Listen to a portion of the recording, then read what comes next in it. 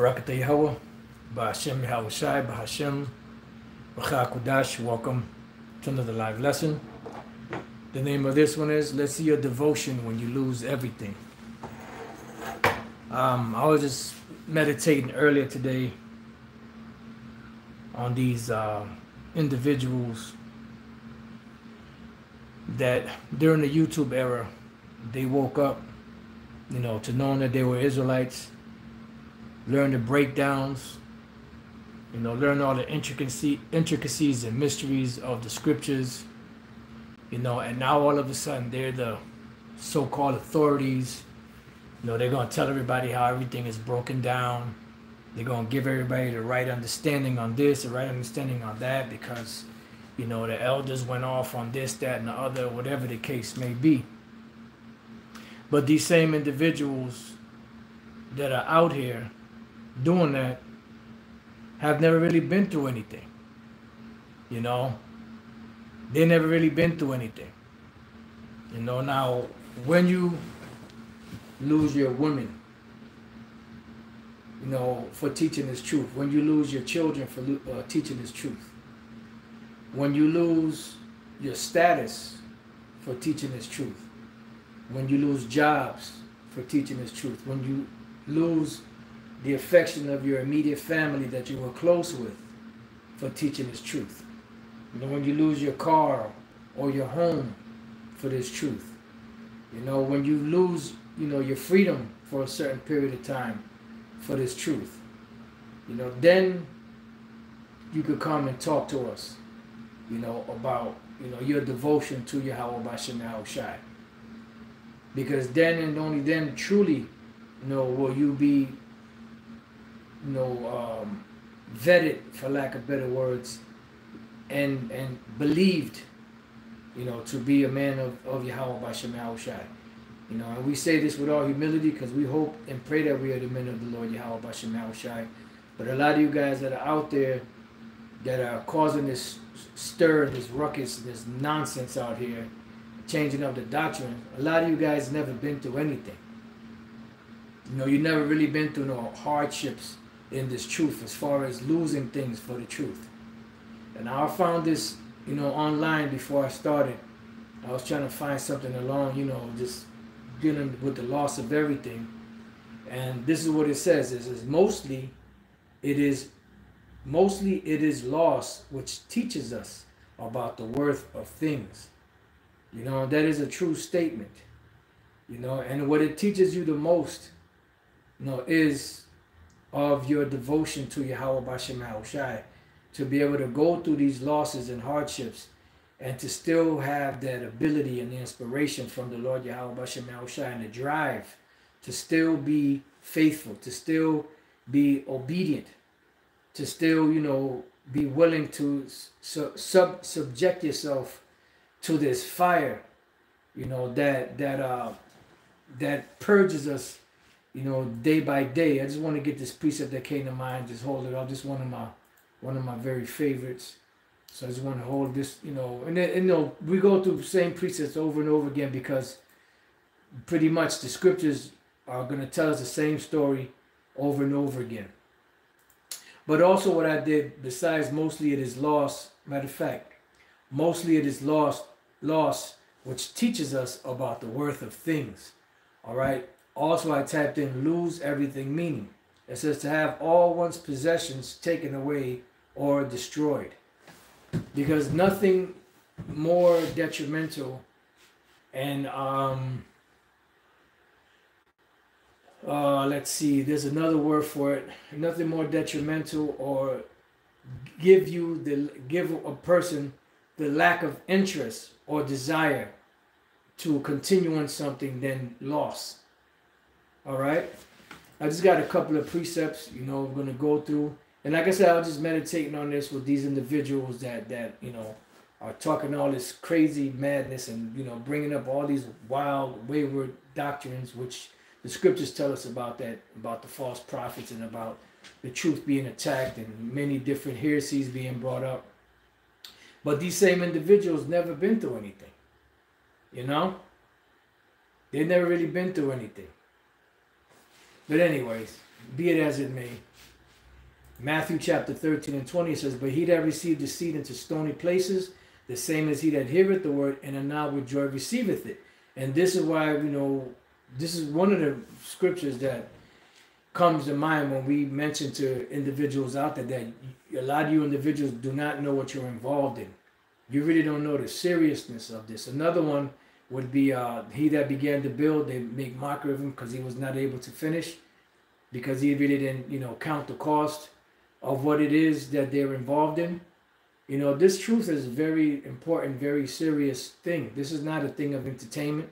This is not a thing of, you do it whenever you feel like doing it.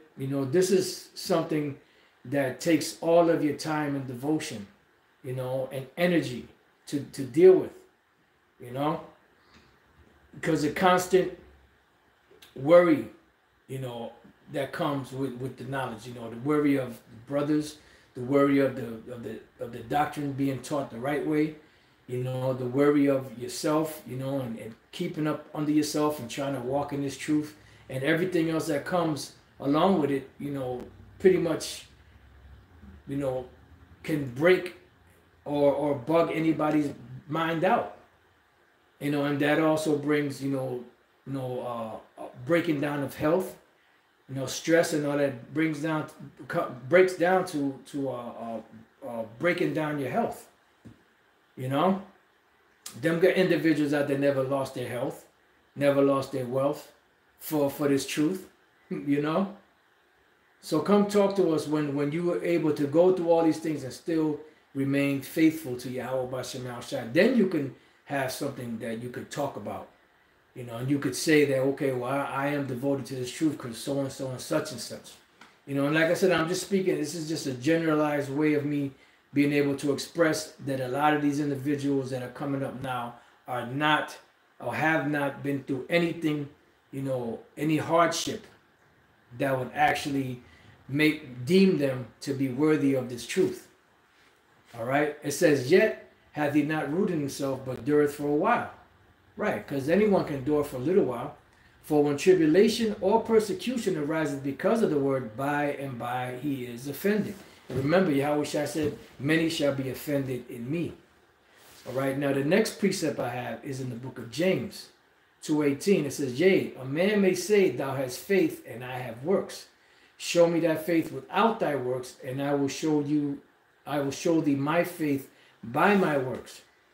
So when you have this perfect storm of tribulation and anguish coming upon you, and you're still able to function, hold down the school, hold down your teachings, hold down being able to go out to the camp, keep your sanity, then you could truly say that you believe in this truth, and that you've actually sacrificed something for this truth, for this faith. And don't get me wrong, it's through the spirit and power of Yahawashi that we can receive anything. Beginning with the ability to fight, the ability to stand firm, the ability to stay strong, the ability, to have the inspiration to continue to teach this word, in the face of all of these adversities. It's not an easy thing, but guess what? It can be done through the spirit and power of Yahawashi, because the men of the Lord, are given that. Remember, the scriptures say that they follow the Lamb whithersoever he goeth. Yahawashi said, if they have persecuted me, they're going to persecute you. This is one way you know who the men of the Lord are. It says, thou believest that there is one power, thou doest well. The devils also believe and tremble. But wilt thou know, O vain man, that faith without works is dead? Was not Abraham our father justified by works when he offered Isaac his son upon the altar? Seest thou how faith wrought with his works, and by works was faith made perfect? All right. So that's the main point on that. Now let's go to Peter. This is another one of my favorites. 1 Peter 1:6. Wherein you greatly rejoice, though now for a season. Why? Because when we hear this word, when we see brothers teaching it in the right way, we rejoice. We are elated. And we're also elated if the Spirit has us catch something from a different group that they're going off, and we correct it, and they acknowledge, that they were wrong and they correct it. We rejoice in that. You know, and the fact that, yes, they finally got it. You know, just like when the IUIC, when the Bishop Nathaniel started calling on the names of the Lord, before he went back to that dark area where he's at, you know, we rejoiced in that. We rejoiced and we're happy that the brother got better. You know, and on top of that, that he was calling on the name. We were actually very elated, very happy, because we said, okay, well, maybe the oil is coming back on him. You know, but you see the fruits of it now. It says that the trial of your faith, though now, wherein you greatly rejoice, though now for a season, if need be, you are in heaviness through manifold temptations. Manifold temptations, hardships. You know, and nothing more detrimental than, you know, I just deal with the brothers. Nothing more detrimental than a man losing his woman and his children, you know, and still be able to function in this society and still be able to maintain his integrity to the Lord Yahawashi and this truth. To be able to continue to teach. See? And you brothers out there that have been teaching for a while, you know, during the YouTube era, you know that you have responsibilities, men that look up to you. Things that you're going through that affecting your life, that are affecting your well-being, your mind, you know, and still have to be strong enough to be able to, you know, to be strong enough so that those brothers, you know, can have a shoulder to lean on. You know? It says that the trial of your faith being much more precious than of gold that perisheth, though it be tried with fire, might be found unto praise and honor and glory at the appearing of Yahawashi HaMashiach. That's why, you know, the scripture says, blessed is, Yahawashi said it, blessed is that servant whom when his Lord cometh, finds so doing. Doing what? Doing this work. It says, whom having not seen, you love. So how do we know that we love Yahawashi? Because of the fire, inspiration, the drive, and, you know, the passion that the Lord still has in us to do this work. In the midst of all of the hardships that we have gone through and endured in this truth. Some stuff you brothers and sisters out there don't even know about. You know? It says, in whom though now you see him not, yet believing you rejoice with joy unspeakable and full of glory. Right, because we see and we know that the kingdom of heaven is coming. You know, and we know that all of our efforts that we have put into this word is not going to be in vain.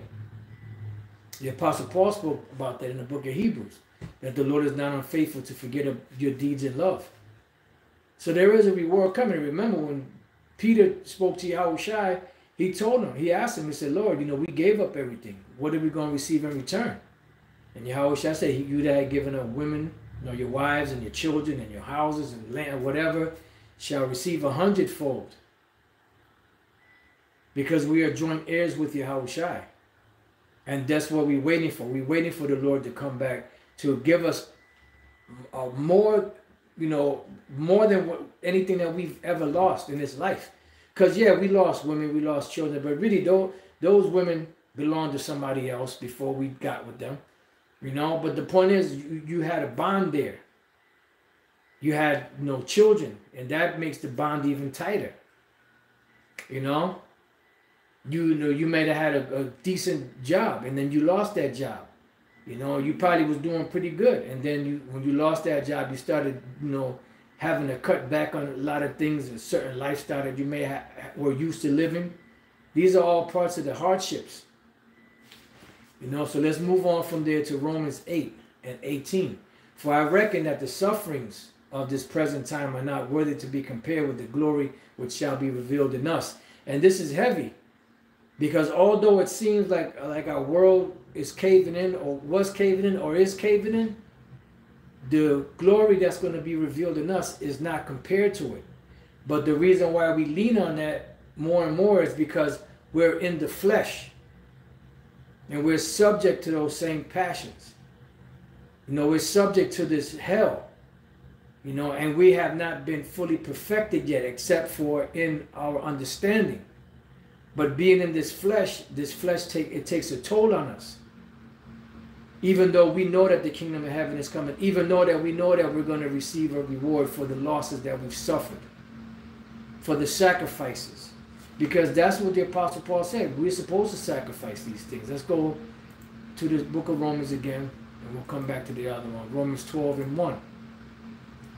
It says, I beseech you, therefore, brethren, by the mercies of the Most High, that you present your bodies a living sacrifice, wholly acceptable unto the Most High, which is your reasonable service. And these bodies are weak. But what did Yahawashi tell the Apostle Paul? My strength is made perfect in weakness. See? In these infirmities. So these guys are not going through stuff like that. They really ain't got like super duper ailment. I mean, they may have, you know, because of that bullshit that they eat, you know. But you know, as far as really going through losses, you know, like family members, and especially dealing with a man and his woman. You know how Jake is about their woman and about their children. You know, and that's a hard one to get over. There's a parable Yahawashi spoke about, a guy that got a new job, a guy that bought new land, a guy that you know, that got with a new woman. They needed to be excused to be with their woman. We even had that happen in Connecticut. You know, you hear speak about the brothers every once in a while, and we love the brother. You know, brother Mike. You know, one time he came to the school. Yeah, well, you know, I read the law. You know, it says that, you know, a man, you know, gets with a new woman. You know, he could take a year off. He was trying to use that to justify him taking time off. You know, which back in, you know, in the ancient world, yeah, that did happen when you wouldn't go to war. You know, even though we're in a spiritual warfare, we're not in a physical combat right now. So you really can't use that in this time. But that's how Jake is with their woman.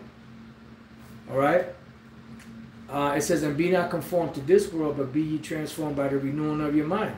And really, if you put your mind to it, right, and you think about, you know, success, right?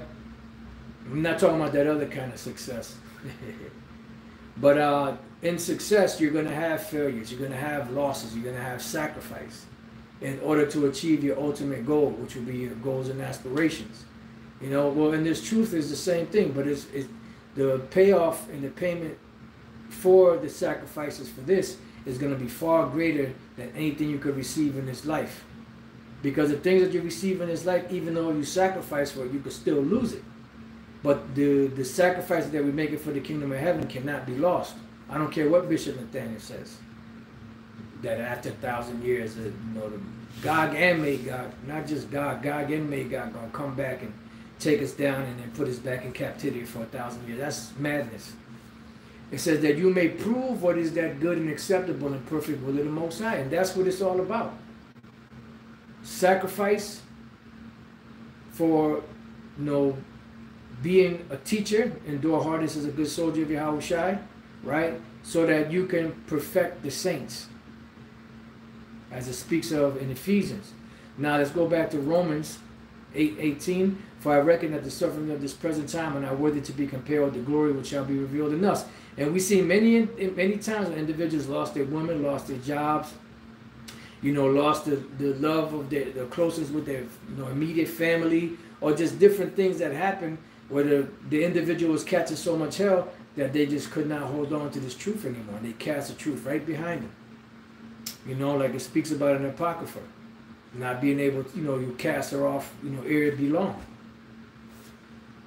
So like I said, these guys ain't really going through nothing. They really ain't really going through any substantial shit in the truth to cement their, you know, their claim, you know, to be in these individuals that now they're going to take over, you know, and they're going to show everybody the right way to do it. You don't know the half, man. You know, the half of, you know, the apostles, the bishops, you know, that have gone through. You know, we speak about certain things here and there just to help, you know, build up your brother's spirits, your sister's spirits when you're going through stuff. But you don't know the half of the shit that we've been through, you know? And we don't make it our business to talk about it all the time. Every once in a while we'll say it just for the sake of you. Look, you ain't the only one going through that. You know, because when you hear that another person is going through what you're going through, you're like, wow, I didn't know you was going through that, but I thought I was the only one. So it helps build up your faith, you know. And that's the reason why the Apostle Paul spoke about all those tribulations that he was going through. He said so it would embolden the listeners and the believers to go out and do the same thing that he was doing. Because he suffered those tribulations, but guess what? The Lord delivered him out of those. And the last one, he didn't deliver him because it was time for him to go back in the spirit world. And that's when he appealed to Caesar. So this is Romans 8:33. It says, who shall lay anything to the charge of the Most High's elect? It is the Most High that justifieth. Who is he that condemneth? It is Yahawashi that died, yea, rather, that is risen again, who is even at the right hand of the Most High, who also maketh intercession for us. So we have the Most High in the heavens. That's riding for us. We have Yahawashi in the heavens who's riding for us. You know, we have the angels. We have the brothers and sisters, whoever they may be, that passed, that are part of the elect up in the heavens, praying for us. It says, who shall separate us from the love of Yahawashi? Shall tribulation, or distress, or persecution, or famine, or nakedness, or peril, or sword? So when these guys, and that's why we tell brothers, you know, a lot of you guys don't understand what you're involved in. Because when these things come upon you, you act as if it's something strange. Matter of fact, since I mentioned that, let's go to, what is it, Hebrews 4? No, 1 Peter 4. That's 1 Peter chapter 4 and verse 12. It says, beloved, think it not strange concerning the fiery trial which is to try you, as though some strange thing happened unto you. See? But rejoice inasmuch as you are partakers of Yahawashi's sufferings. So if the guy gets offended, that means he doesn't really understand what he's involved in. When the apostles and them got beat for teaching the name of Yahawashi, what did they do? Did they go, oh man, this is messed up, man. See, we stood up for the Lord, man, and this the thanks we get. You know, probably, you know, had a gauze, you know, probably had some blood on his head, or probably had a black eye or a busted lip. Yeah, man, this some fucked up shit, man. Man, I'm out of here. I'm beating our ass, man, for the Lord's supposed to defend us. But that's what it took.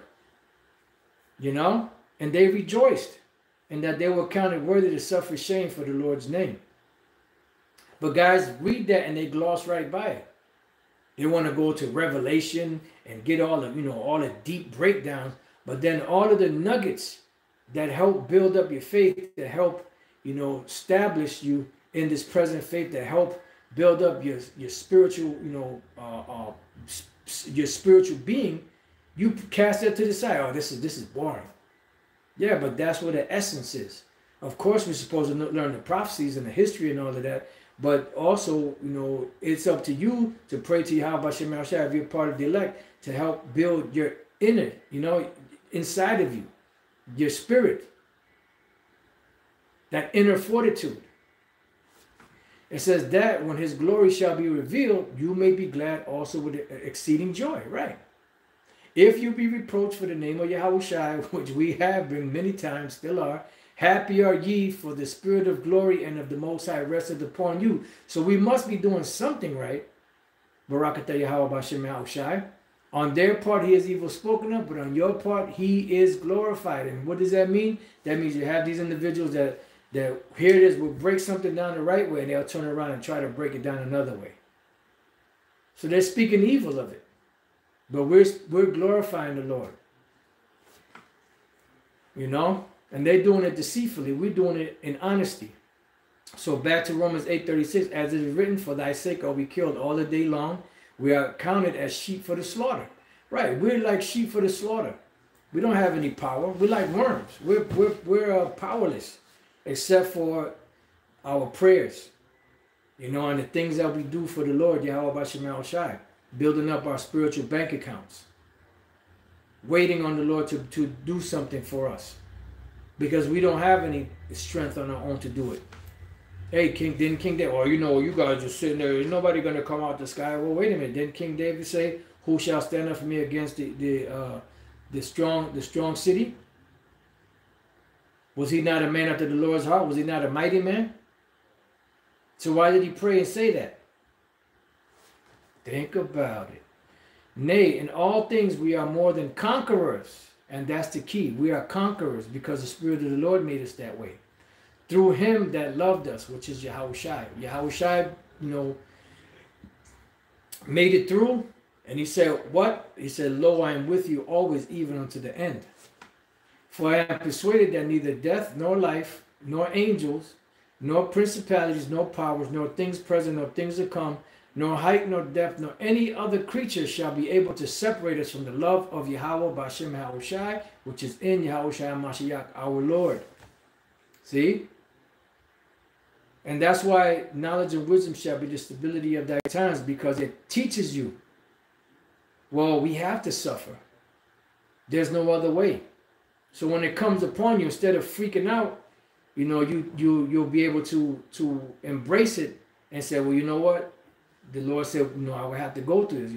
Oh Yahawah, please give me the spirit to be able to deal with this situation. Until I become strong enough that it doesn't bother me anymore. Let's see what else we got. 2 Corinthians 10:17, but he that glorieth, let him glory in the Lord, Yahawah Bashem Yahawashi. For not he that commendeth himself is approved, but whom the Lord commendeth. Right, and these guys are commending themselves. See? We're being commended by Yahawah Bashem Yahawashi. How? By the things that we teach. Right, and this last one here, Isaiah 48:10, behold, I have refined thee, but now with silver I have chosen thee in the furnace of affliction. And the scriptures say, despise not thou the chastening of the Lord, for whom the Lord loveth, he chasteneth and rebuketh often. So let's see you keep that same devotion when you lose everything. When you're in hardships. Let's see you be able to still maneuver and function. When your woman leaves you. Or when you lose things that are most precious unto you. When you've gone through so much hell in your mind that you feel like you're at the brink of insanity. Let's see you, gird up your loins and be strong and still be able to function and push forward. You dig? So with that, I pray that you brothers and few sisters have been edified. I hope this message, was, encouraging to you and help soothe your spirit. Because I know brothers and sisters out there going through a lot of shit. So hopefully this will be, something to exhort, and comfort your spirit, in these hard, demonic ass days. Shalom.